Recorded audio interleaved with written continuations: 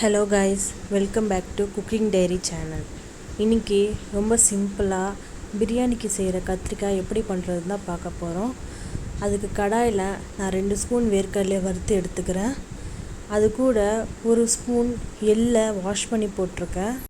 இந்த எள் நல்லா பொரிஞ்சு வரும், அது வரைக்கும் நல்லா வதக்கிக்கோங்க.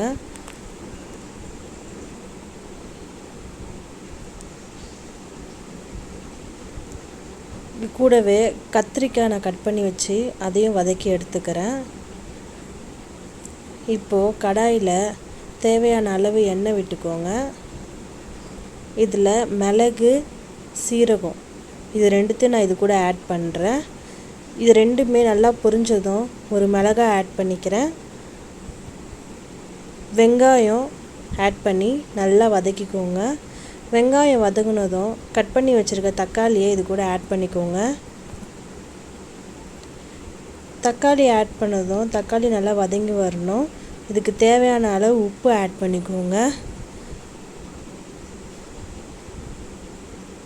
இது நல்லா வதங்கினதும் நான் கொஞ்சமாக காரத்துக்கு ஏற்ற அளவு மிளகாத்தூள் ஆட் பண்ணிக்கிறேன்.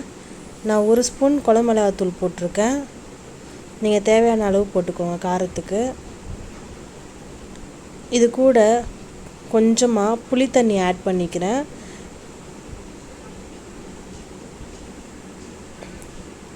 புளி தண்ணி ஆட் பண்ணதுக்கப்புறம் வதக்கி வச்சுருக்க கத்திரிக்காய் இது கூட போட்டு கொஞ்சம் வேக வச்சுக்கோங்க. கொஞ்சமாக தண்ணியும் விட்டுக்கோங்க. இதுக்கு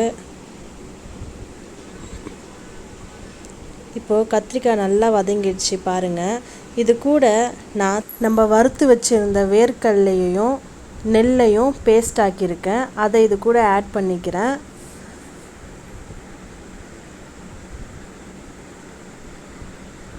இன்னும் கொஞ்சோண்டு தண்ணி அதை ஆட் பண்ணிக்கிறேன். ஆட் பண்ணி நல்லா வதக்கி விட்டுக்கோங்க.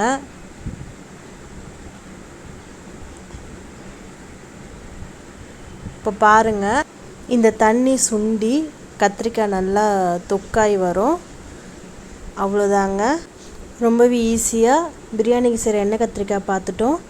இந்த வீடியோ உங்களுக்கு பிடிச்சிருந்தா எங்கள் சேனலை மறக்காமல் சப்ஸ்கிரைப் பண்ணிவிடுங்க. தேங்க்ஸ் ஃபார் வாட்சிங்.